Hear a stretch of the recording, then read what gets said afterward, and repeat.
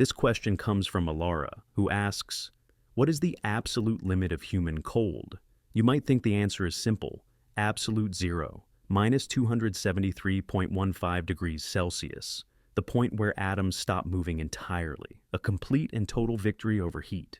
On one level, it makes perfect sense. We have achieved temperatures within a billionth of a degree of it. We use lasers and magnetic fields to create clouds of atoms so cold they become a new state of matter, a Bose-Einstein condensate, where quantum weirdness becomes visible to the naked eye. It seems we are almost there. However, reaching the final, absolute zero is not just incredibly difficult. According to the fundamental laws of our universe, it is impossible. And the reason is not an engineering limitation, but a cosmic rule written into the fabric of reality itself. The problem is the uncertainty principle. At the tiny, tiny scale of quantum mechanics, nothing can ever be perfectly still. If you could pin an atom down to have exactly zero motion, you would know its position and momentum with perfect precision, and the universe simply forbids that. There is always a tiny, residual quantum jitter, a fundamental fuzziness to existence. This means that even in the deepest vacuum of space, or in our most sophisticated lab, there is always a whisper of energy. Absolute zero is a theoretical limit we can approach forever, but never touch.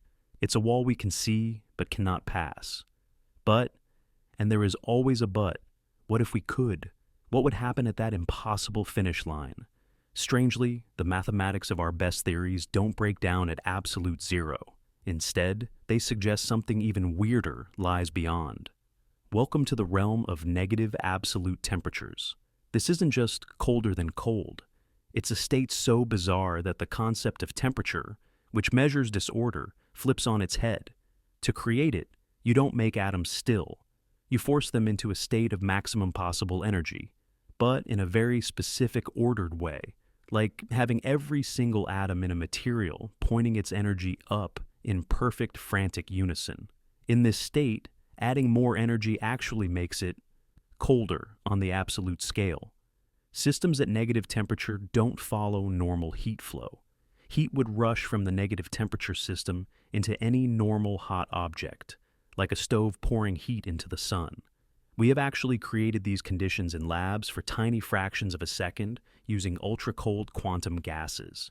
It's not a place you could visit. It's a hyperchaotic, energetic state that we, confusingly, describe with a negative number on the absolute scale. It is, in a sense, the true hottest state possible before physics melts into something else entirely. So, Dr. Keeler's diagnosis? The absolute limit of cold is not a temperature. It's a frontier. It's the point where our classical intuition dies and the quantum universe takes over. A frontier guarded by universal uncertainty and filled with impossible states of matter. But there is one final cosmic limit, not for our labs, but for everything. The heat death of the universe.